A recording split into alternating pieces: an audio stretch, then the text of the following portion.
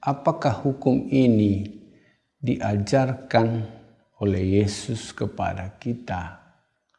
Tentu saja tidak. Tetapi dari Perjanjian Lama. Bukan Yesus yang mengajarkan hukum itu, tetapi hukum Perjanjian Lama.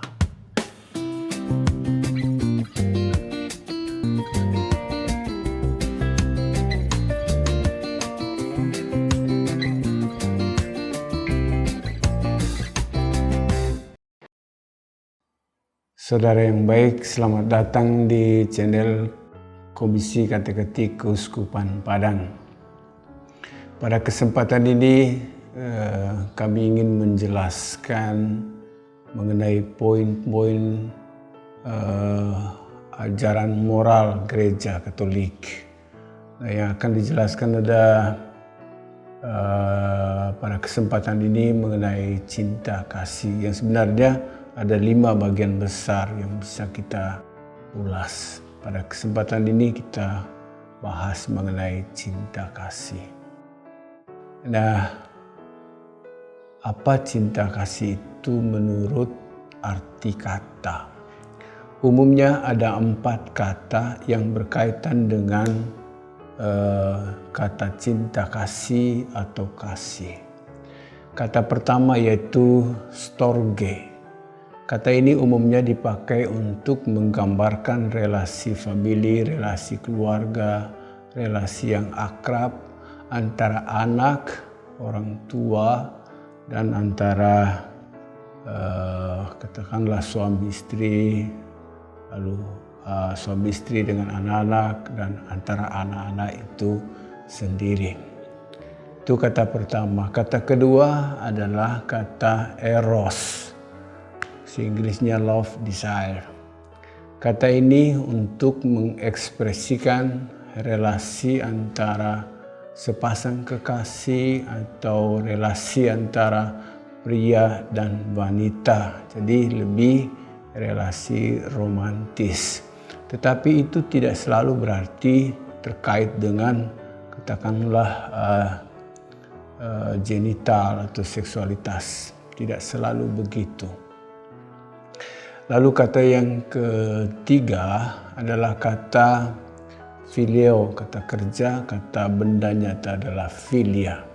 Kata ini digunakan untuk mengungkapkan relasi akrab antara teman, antara sahabat. Jadi keakraban, kedekatan, persahabatan di antara teman.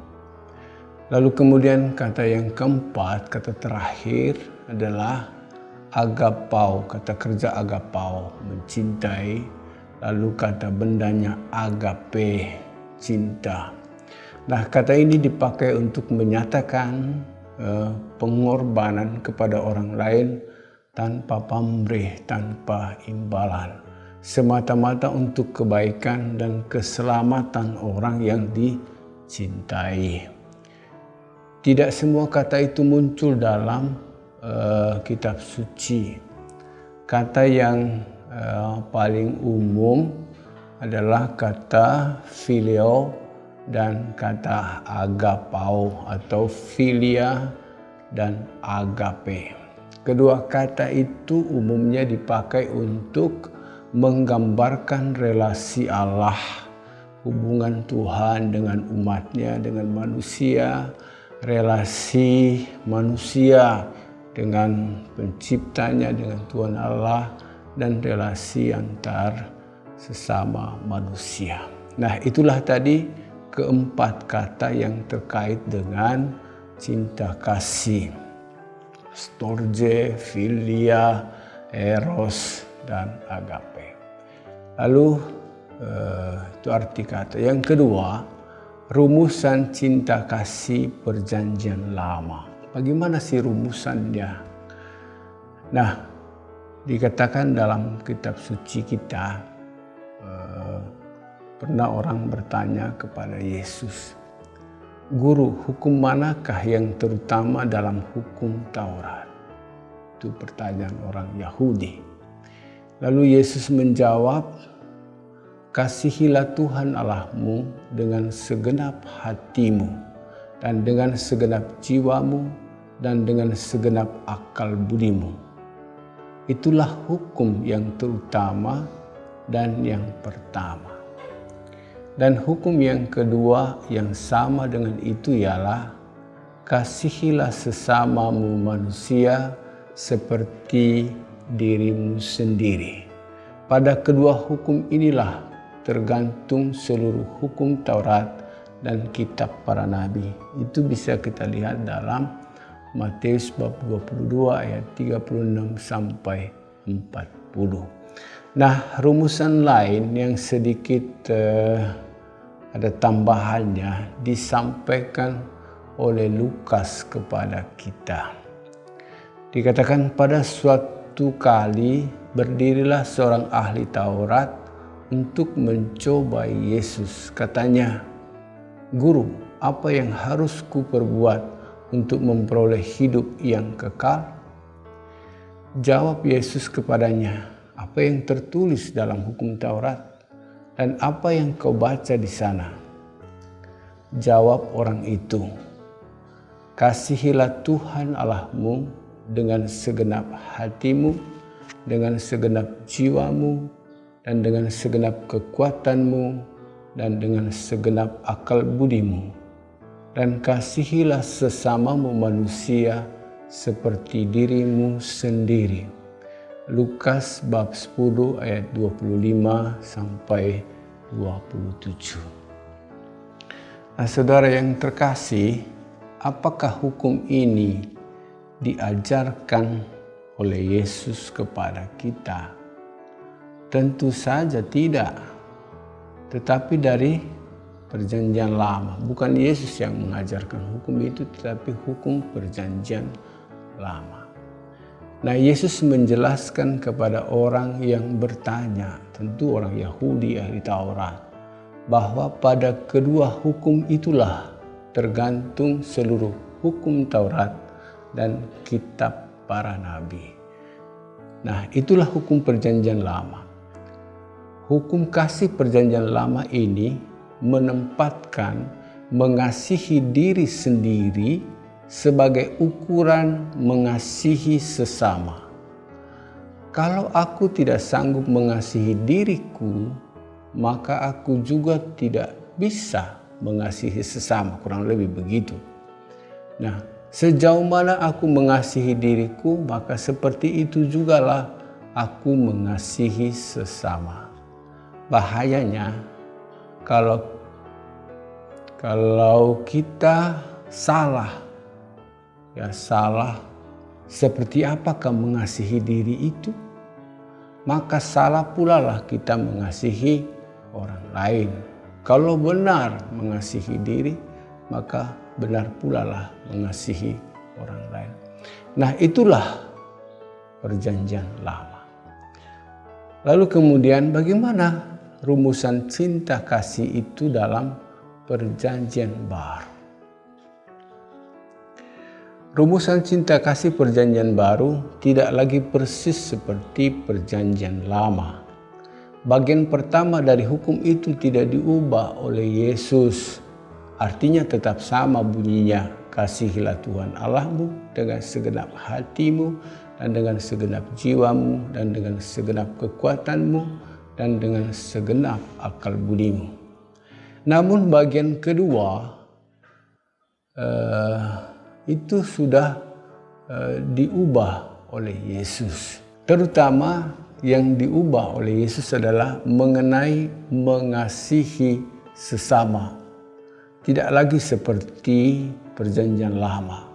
Takarannya tidak lagi mengasihi sesama seperti mengasihi diri sendiri, tetapi seperti Yesus mengasihi. Maka bunyinya berubah. Inilah perintahku, yaitu supaya kamu saling mengasihi seperti aku telah mengasihi kamu.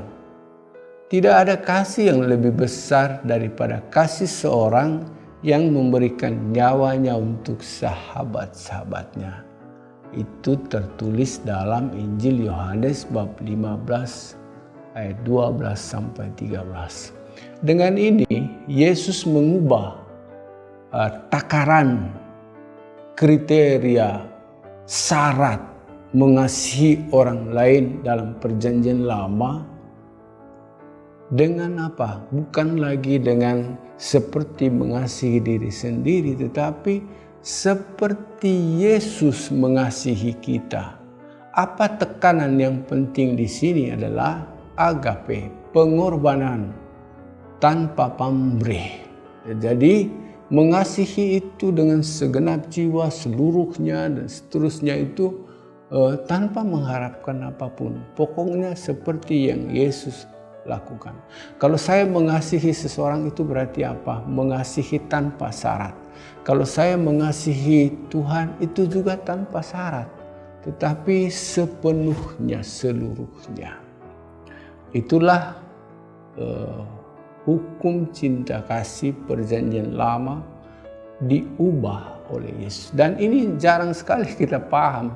Kita selalu mengerti bahwa hukum cinta kasih itu cinta terhadap Allah dan cinta terhadap sesama seperti cinta terhadap diri sendiri. Padahal ada perintah baru. Nah, saudara yang baik,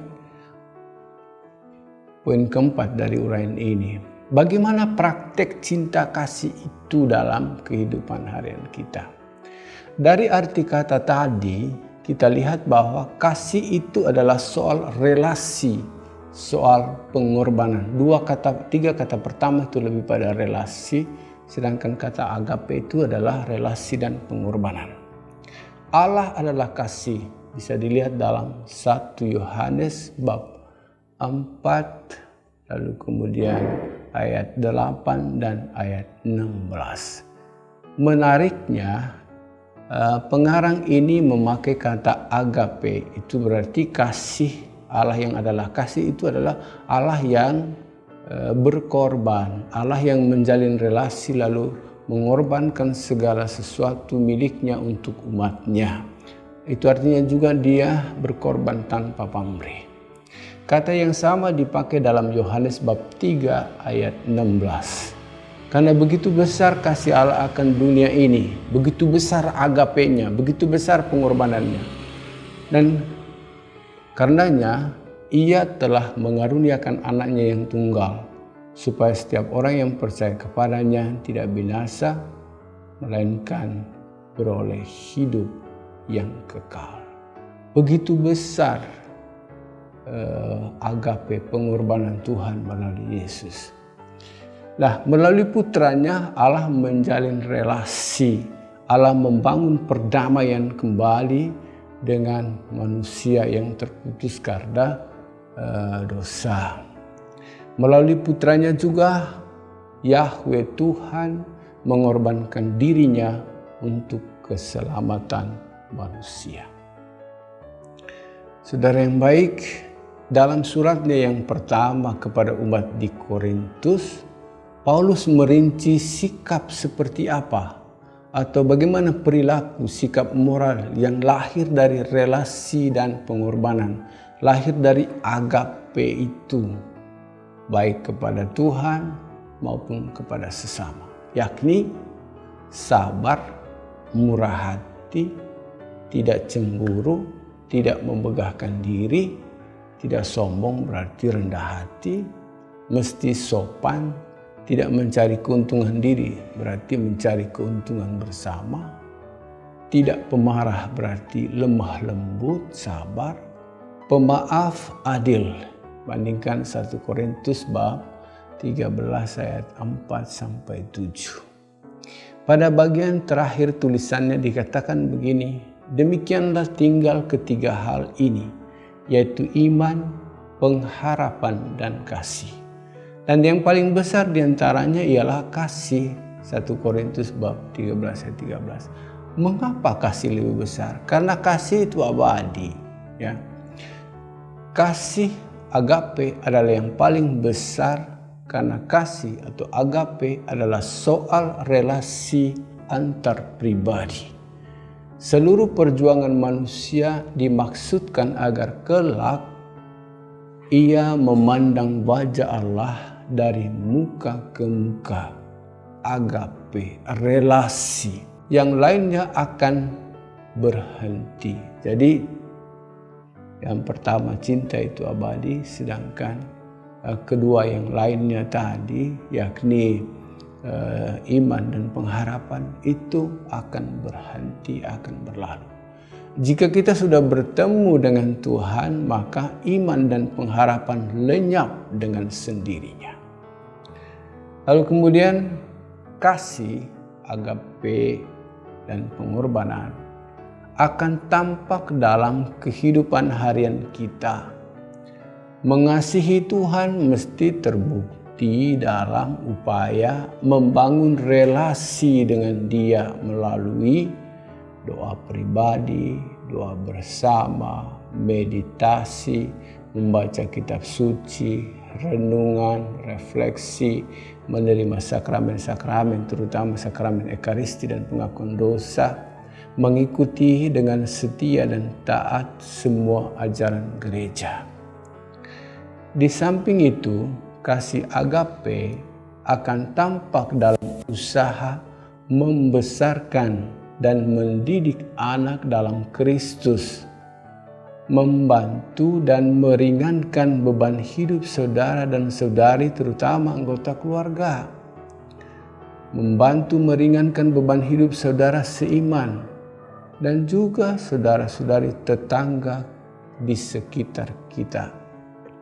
Kasih agape menolak ketidakadilan, menolak korupsi, menolak kebohongan, menolak pembunuhan, menolak teror. Kasih agape mengedepankan membela kehidupan supaya setiap orang memperoleh hidup dan memperolehnya dalam kelimpahan dan sukacita. Kasih agape berarti melaksanakan tugas harian dengan penuh dedikasi, dengan tanggung jawab. Sebagai guru, mengajarlah dengan giat, memberi teladan yang baik kepada anak-anak. Sebagai tenaga medis, rawatlah pasien dengan sukacita, bagaikan merawat Kristus yang menderita.